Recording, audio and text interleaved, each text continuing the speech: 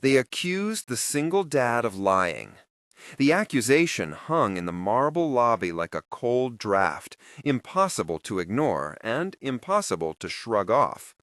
For a moment, everyone leaned in as if the world depended on it. Executives balancing phones, interns with coffee, a security guard whose badge caught the light. Noah Briggs stood very still, his worn canvas bag at his feet, and the sound everyone heard was the scrape of his shoes on polished stone. Noah had been invisible to the building most mornings. He came and went on the night shift, after the cleaners had finished and the lights dimmed, while the company slept and spreadsheets kept their secrets. He knew the routes, the echo of the stairwell, which fluorescent tubes hum and which ones flickered. He knew how to make a coffee machine forgive him. He knew his own life fit into a battered canvas bag.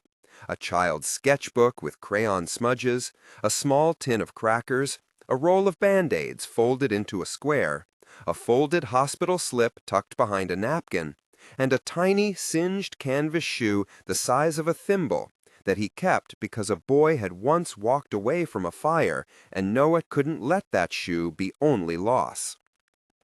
The shoe was not the reason he worked nights. The reason was 6 years old and named Evan. The reason had a mouthful of milk teeth and a hand that still held out crayons as if they were precious metal. The reason called Noah Dad with the exact cadence of someone who was learning the world by pieces and needed a steady hand putting them together. Noah's routine had its own quiet dignity. He finished his route at dawn, bag slung over his shoulder, Evan waiting at a corner where a neighbor's porch light still glowed. They ate breakfast at the kitchen table, a cereal bowl with more milk than cereal sometimes, and Evan would draw. Sometimes he drew a man with a cape. Most times he drew a man with dirt on his boots and a mop. Noah smoothed the paper with a thumb and tucked the drawings into the canvas bag, keeping them close. He kept the small X-ray, too, folded and safe behind a grocery receipt, more for reasons he couldn't explain than for practical ones. The pediatric ER had told him the injury was minor, a bump and a small dense fragment lodged near the toe, unlikely to cause trouble but curious enough for the doctor to explain it in slow sentences that left a mark in Noah's mind. Noah had printed the image to show Evan that day he refused to take off his bandage. He promised the boy it would be framed one day, right next to the singed shoe that couldn't stop being a story. On the other side of the city, the building that housed Lennox Strategic was a different sort of organism. Glass and steel, air that always felt like someone else's breath. Amelia Lennox ran the place with a calendar and a look that kept chaos in neat, labeled files. She was 30-something, sure of her decisions, and certain that speed and precision kept the company alive. Leaner teams, cleaner metrics, a merger on the line. She walked the marble lobby like someone who had practiced walking it 1,000 times. A week of meetings pulsed under her skin. Lawyers, analysts, a press release to rewrite. There was a new AI security upgrade, the kind of algorithm that promised to keep the world as it should be, predictable, safe, profitable. On a morning bright enough to be cruel, the security console lit up with a red dot in the southeast corner. The AI had flagged a bag. The alert was small, mechanical. Someone had programmed consequence into decimal points. A guard pinged the channel. 2 more guards detached from the coffee machine and moved under the echoed ceiling. The lobby smelled like citrus cleaner and the faint, expensive cologne someone had worn to a meeting. People looked up. Noah heard his name as if someone had called it from far away. He had been pushing a broom, shifting the dust into neat moons and swallowing the cold air through his shirt. He had not expected to be anyone's headline. "Sir, can you step aside?" a guard asked. The voice was not unkind, but the angle of the shoulders on the security team suggested a performance. There were rules and optics and cameras that liked a certain kind of show.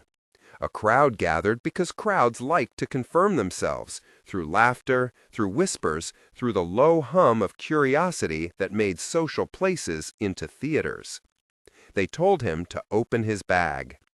He unclasped the zipper with fingers that had known many zippers.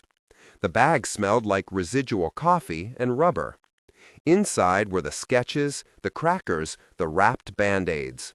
On top, folded into a square, lay the paper print of Evan's X-ray. Someone bumped the bag, and the little singed shoe tumbled out and hit the marble with a soft thud.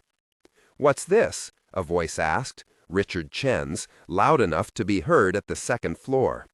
Richard, a VP with a crisp tie and an instinct for spectacle, held the singed shoe between two fingers like a prop. Laughter rippled low. "A toy? A threat? Which is it?" They laughed because laughter is a cheap currency. Nobody asked what it meant. Laughter shifts responsibility from inquiry to performance. Amelia watched for a moment and then felt the old familiar click. This is the problem. This is the interruption, before she could name the discomfort that had already settled in her chest. Noah did not speak much. When he answered, his voice was low and plain. "It's my son's," he said. "He burned his shoe at the park, caught on a heater. He's okay. It was a while back. We had to go to the ER." "An ER visit?" Richard said, turning the paper over as if the paper might offer a punchline. "Security flagged it. Can't be careful enough these days, right?" He smiled, which made his gestures look rehearsed. A guard unfolded the X-ray. The crowd leaned forward. The white image was clinical, a starless field of gray with a darker shape near the toe. It was easy to read as nothing more than a technical oddity. The security guard didn't know what to do with it, couldn't tell a fragment from a shadow, couldn't read the past. He held it like an object he might hand back and forget. For Noah, the moment elongated into a lifetime. He thought of Evan sleeping with his head on the pillow, the soft rise and fall of a chest, the way his son had protested the removal of a bandage, as if the bandage kept the world together. He thought of the small shoe, and how it smelled now like char and memory. He thought of other things, too. Shouts in a hallway years ago, a heat like the inside of a furnace, a man's voice somewhere inside those flames that needed pulling out. He had never told anyone about that night in detail. Some acts refused the language of retelling. They were held instead in scars, in a shoe half melted, and kept like a promise. Someone in the crowd pointed at the X-ray and asked the obvious with the least curiosity. "How does a kid get that?" A flurry of small noises, shuffles, the cursor clicks of a phone filled the space. An intern, holding a coffee too carefully, whispered to a colleague about the kind of fragment that might show up on a child's scan. The conversation had all the gravity of people who were experts in being surprised by ordinary things. Then, almost accidentally, Eleanor Lennox moved. Eleanor, Amelia's mother, whose life had once been this company's heartbeat, had watched from the mezzanine. She had stepped down today because she liked to know things herself. There were lines at the corner of her eyes that suggested memory, a face shaped by years of decisive choices. She had been CEO the year a warehouse on the river caught fire and threatened to swallow more than inventory. They had saved a building then, and had nearly lost a person. For years, she had kept a photo album of aftermaths, charred beams, hoses, and gloved hands sifting through rubble for what remained. Those images were filed away like loose threads. Eleanor's hand reached out, not with authority, but with a pause, and she took the X-ray. For a second, the world went steady, and the noise turned to a distant murmur. The image felt like a fossil. When she leaned closer, her face changed. Recognition moved through her like a current. There was a small, dense spot in the X-ray, close to the child's bone, a shape not unlike a shard. She had seen that shape before. She had seen its mirror in photographs taken in the hours after the warehouse fire. A dark, jagged outline embedded in scrap metal photographed by an investigator. Her memory stitched the two images together. Eleanor's fingers trembled as she held the paper, not with fear for the little boy, but with the weight of a remembered face she had not been able to name for years. Somewhere in the tangle of thoughts, there was a name that had been quieted. Noah. The name slid into place, not like a headline, but like an ache. The lobby's laughter stalled. A breath that had been communal and casual became a held thing. Cameras hummed. Someone dropped a cup. Amelia watched the change ripple across her mother's face and felt a cold hand settle on the back of her neck. She had been in meetings 7 years ago, on a phone in a boardroom while other people handled the crisis, and the memory of being rescued was not hers to claim. She had assumed the rescue had been anonymous, the city's quiet hero folding back into the night. She had clung to the idea that the company had been kept safe by systems, by policies, by people who fit her understanding of what a hero looked like. A badge, a uniform, someone with a history in the logs. She had not imagined the hands would be calloused, the coat stained, the hero carrying a child's crayon drawings. Eleanor's eyes moved from the print to Noah to the small shoe on the floor to his scar. There, at the base of his neck, a pale ridge that became visible when he tilted his head. Memory and image clicked. A photograph from the old fire, something Eleanor had kept, surfaced in her mind. A blurred snapshot of a man half out of smoke, carrying a small child with a singed shoe dangling like a talisman. The photograph had been part of an internal file they had used to review emergency responses. She had turned the page quickly then because some things are too loud to live next to. Now, with the X-ray in her hand and the shoe at Noah's feet, the memory gained a name. It happened like a slow, inevitable unspooling. Eleanor pressed the X-ray to the back of her palm and let out a sound that was almost the beginning of a sentence. Amelia moved forward as if she had been pulled. "Noah Briggs," Eleanor said, though Noah had not spoken his full name aloud. The lobby occupied itself around them with a nervousness that wanted to be polite. "Noah, is that you?" He nodded. His mouth was a thin line. The people who had laughed felt something like the floor tilt under them. Richard's smile frayed. Amelia's world, which had been made of minutes and metrics, rearranged itself in a heartbeat. She had been the person in charge when the flames had taken hold. She had not known who had carried her from the smoke. In the first shock, she thought of gratitude. Then, almost immediately, she felt ashamed for her assumptions. For years, she had been building policies and asking for audits and drawing lines on org charts, and she had not once thought to look how the city looked back. Who was tired at dawn? Who worked through nights? Who had a son with small drawings in his bag? She had not seen him. The lobby did what a lobby does when something breaks its script. It watched and fell quiet. Eleanor folded the X-ray with a gentleness that felt like an offering and asked it back. "We used to file photographs from the fire," she murmured. "I thought there were images of fragments like this. I remember a shoe like that." Amelia's face had whitened. She stepped closer to Noah, to the man she had barely registered as a name on a daily roster. The security guard who had started the inspection stood by, suddenly very aware of the optics.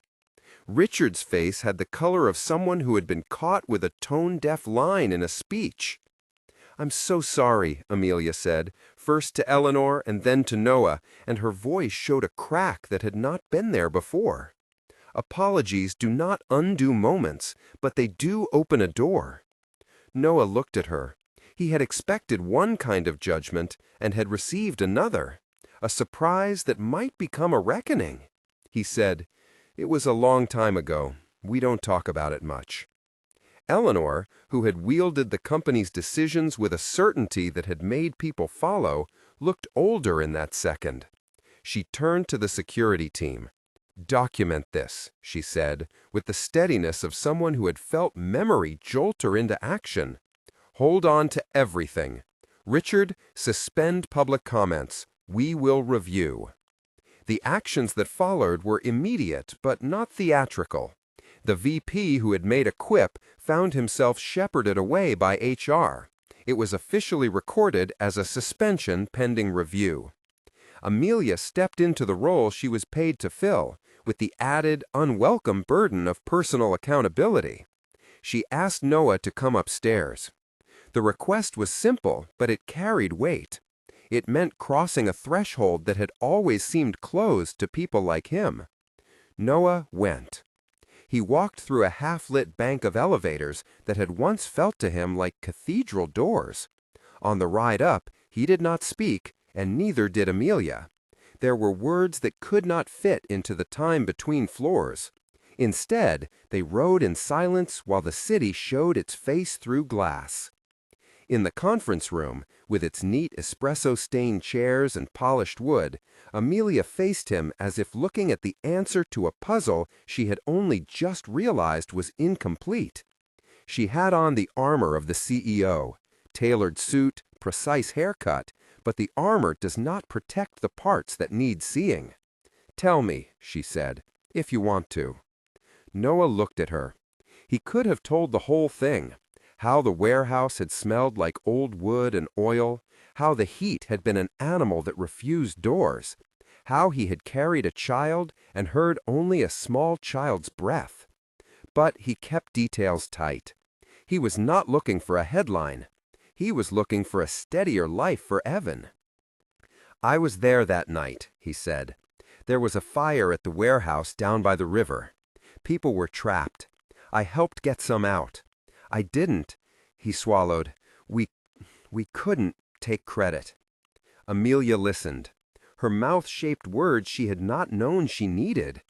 "You saved a life. My life. She stopped. The shame in her voice was immediate and real. "We made assumptions. I made assumptions." What happened next was not grandstanding. Amelia did not take a microphone and make a speech. She did what leaders can do when confronted with their limits. She acted to right what was immediately before her.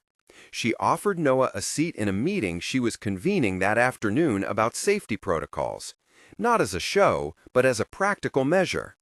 "We need people who have been in places like that," she said. "Not just experts on paper, but people with experience. Would you come?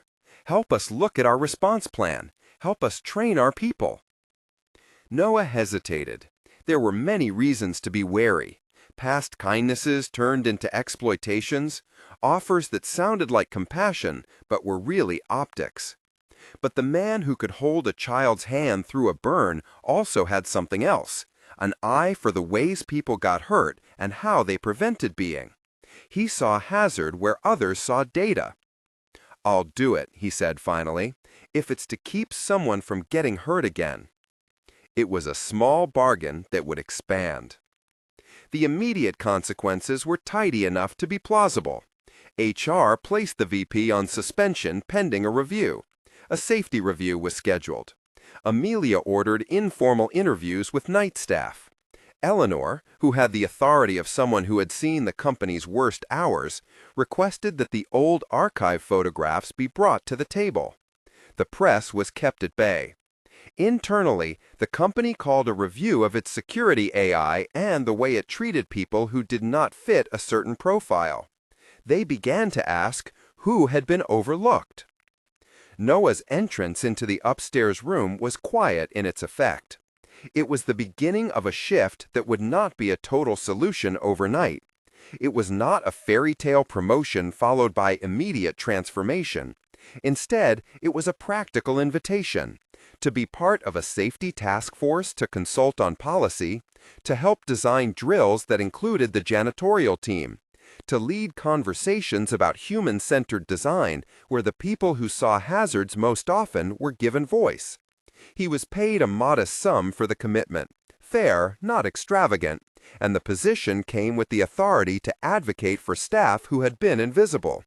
Noah accepted because the work would protect lives. He accepted because Evan deserved something steadier than what they had. Over the following months, change unfolded as if it were a patient animal. There were meetings in rooms with bad coffee.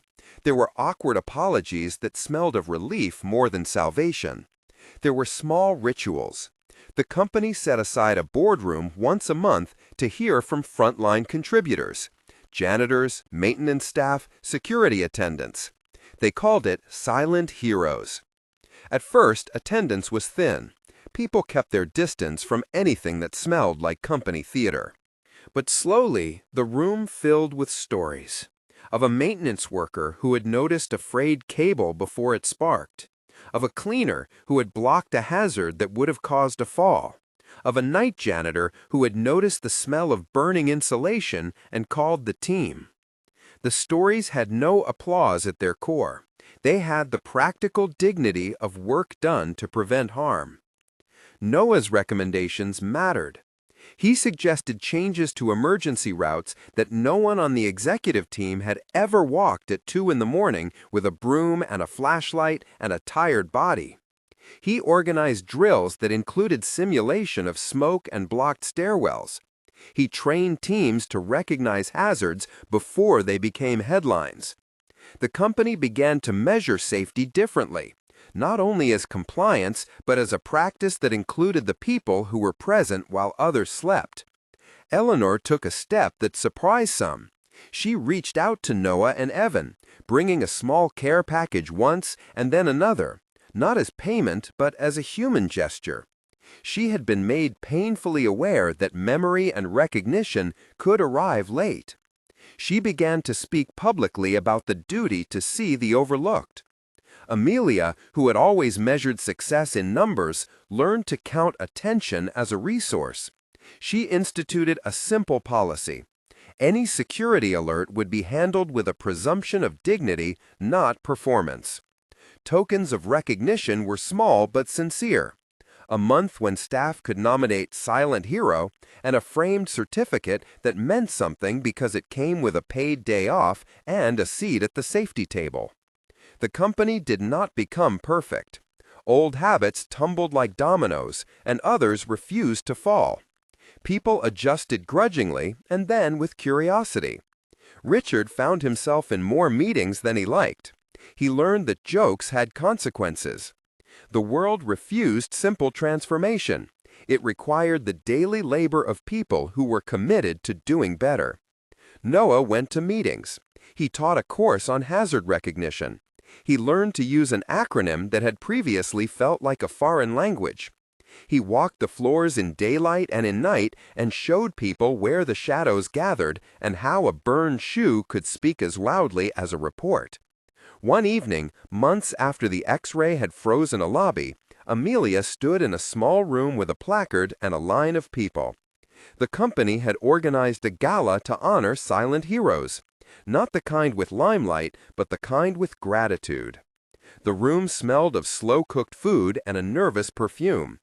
There were speeches, yes, but not the kind that looped back to resumes. They were stories.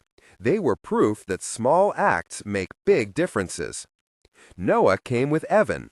Evan had a bow tie that slid and a grin that could light a hallway. His small shoe was framed on a low shelf as part of an exhibit. 2 artifacts that had once been weapons of skepticism were now objects of honor: the singed shoe and the print of an X-ray in a black frame. The company did not become perfect. Old habits tumbled like dominoes, and others refused to fall. People adjusted grudgingly and then with curiosity. Richard found himself in more meetings than he liked. He learned that jokes had consequences. The world refused simple transformation. It required the daily labor of people who were committed to doing better. Noah went to meetings. He taught a course on hazard recognition. He learned to use an acronym that had previously felt like a foreign language. He walked the floors in daylight and in night and showed people where the shadows gathered and how a burned shoe could speak as loudly as a report. One evening, months after the X-ray had frozen a lobby, Amelia stood in a small room with a placard and a line of people. The company had organized a gala to honor silent heroes, not the kind with limelight, but the kind with gratitude. The room smelled of slow-cooked food and a nervous perfume. There were speeches, yes, but not the kind that looped back to resumes. They were stories. They were proof that small acts make big differences. Noah came with Evan. Evan had a bow tie that slid and a grin that could light a hallway. His small shoe was framed on a low shelf as part of an exhibit. Two artifacts that had once been weapons of skepticism were now objects of honor: the singed shoe and the print of an X-ray in a black frame. Together, they told a story about how small things can anchor truth. Eleanor watched from the side, her eyes a little softer. Amelia approached Noah in the throng and touched his sleeve, the way someone does when they want the conversation to remain private. "Thank you," she said. Her voice was plain. She did not ask for forgiveness as an adornment. She asked because she meant it. "No need," Noah said. He smiled in a way that fit him, economical and true. "We still have work to do." The ceremony ended with a short video, clips of night shifts, photographs of maintenance logs, sketches from children who saw their fathers as giants. Noah held Evan and listened as the room applauded. The applause wasn't for him alone. It was for a change of sight. They put the framed X-ray and the shoe in a small glass case in the lobby months later. The case was not a shrine to one person, but a reminder, an institutional prompt to look closely. A plaque read simply, "See the unseen." People paused before it. Some read the plaque and walked on. Others slowed, as if the presence of the artifacts had moved something in them. Word of the Silent Heroes initiative leaked outward in modest ways. Other organizations asked to see the training materials. Someone wrote an article about practical leadership that quoted Amelia not as a woman in regret, but as a leader in practice. Someone who had allowed a story to reshape policy. The company's security AI continued to hum, but its alerts were followed by a human practice that gave people dignity. Noah's role expanded subtly. He trained staff, he advised on drills, he sat on panels. He was not a figure of spectacle. He was a man who had a son and a bag and the quiet responsibility of keeping other people safe. There were moments of private restoration, too. Eleanor took Evan to a small museum once, where they looked at photographs of the river and old industrial buildings. She explained things to him in the way adults explain complicated histories to children, honestly and without theatrics. Evan held her hand like a small anchor. At home, Noah pinned one of Evan's drawings above his workbench. It was crayon bright, a man with a mop and a cape. Noah smiled every time he saw it. He kept a small laminated copy of the X-ray next to the drawing, not as proof to the world, but as a reminder to himself. Memory matters. Being seen matters. The singed shoe he kept in a drawer for a while, and then, in a quiet decision, slid it into the glass case at the lobby, where it became a talisman for others to notice. Sometimes, late at night, he would pass the case and see someone studying it and feel the warmth of recognition ripple outward. Change did not stop at a plaque. Policies were updated. The company implemented non-punitive reporting channels for safety concerns raised by anyone, and they hired more staff to keep the building safe. People who had been overlooked were given committees, chairs, and voices in policy. The tokenism that had once threatened to undermine sincerity was replaced slowly by habit and by the practical savings that come when hazards are prevented before they become headlines. It wasn't a cure for everything, but it was a shift away from spectacle toward repair. Once, months later, a junior manager stood at the lobby case and read the plaque aloud to a new hire, their voice low. "See the unseen," the plaque said. The new hire, a young woman with a nervous tie, asked about Noah. The manager smiled and told her the story. The story did not read like a fairy tale. It read like a ledger of obligations kept and mistakes corrected. It was human-sized and possible. If there was any magic in the whole affair, it was ordinary: a piece of paper, a child's drawing, a singed shoe. None of those things required miracles. They required attention. They required someone to recognize the pattern and someone else to be willing to change when confronted with what they had missed. The most dramatic silence had been the one in the lobby, the day the X-ray made everyone freeze. Silence is a measure of attention. It gives the world a pause long enough to rearrange itself. People changed in small ways, too.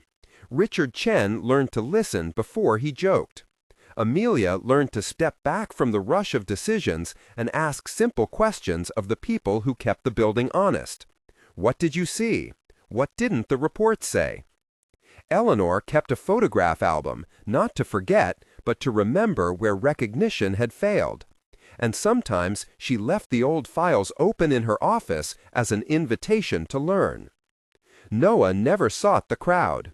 He liked the quiet of a mop in the hallway and the soft thud of a child's shoe. The responsibility he accepted meant new routines and new meetings, yes, but it also meant time that was steadier. He could offer Evan the small certainties parents hope for: a school that knew his name, a neighborhood that recognized a face, a father whose work was valued.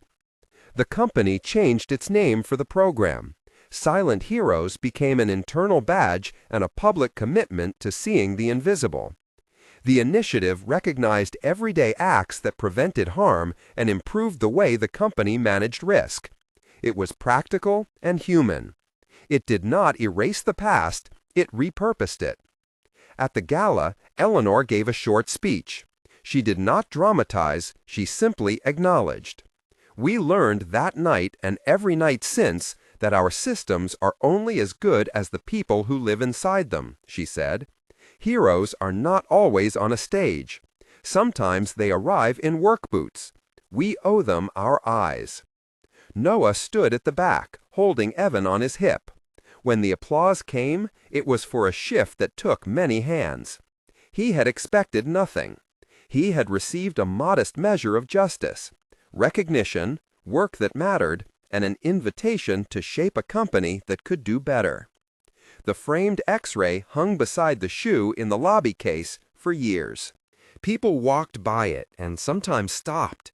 They took photographs for social feeds and sometimes left notes, little slips of gratitude tucked under the base like offerings. The objects had the curious power of a story given weight. They forced people to look. If you asked Noah what he wanted most, he would have said the same thing he had always said when asked for small favors: steady work, Evan's laughter at the table in the morning, a place where he was not assumed invisible. The X-ray had proven something practical, that evidence can change how we see one another. But the larger lesson was a human one. It wasn't about proof alone. It was about the obligation to look before making a verdict. Months later, on a morning that melted into a soft silver, Noah walked through the lobby and paused in front of the glass. Evan tugged at his sleeve and pointed at the framed image, still fascinated by the black and white ghost of a bone. "Is that me?" the boy asked, half question, half claim. Noah bent down, smiled, and said, "Yes, that's you, and that's proof that sometimes the little things hold the whole story." Evan grinned, then reached out to the glass and pressed his palm against it. Noah did the same on the outside. 2 palms, 1 child and 1 father, separated by a thin pane and a history that had been rewritten. At the end of the day, a man who had once been pushed into suspicion now helped others avoid similar misunderstandings. He taught a company how to listen. He taught a mother how to look beyond assumptions. He taught a child that being seen mattered, because seeing protects what is most fragile. They had accused the single dad of lying. For a heartbeat, the room had agreed. Then the X-ray, small, clinical, unglamorous, restored the narrative to its true course. The lobby froze. The company reoriented. A policy was changed, and a program began. A child was held, and a shoe was framed. If anything in the story deserves a final image, it is that. A simple case in the lobby holding two humble objects, a tiny burned shoe and a child's X-ray behind glass. It read like a sign, "Look closer. Don't decide too quickly." The objects were quiet, but they stopped people. They invited the city to do better. If this story reminded you to look for the quiet heroes in your life, share it with someone who needs the reminder.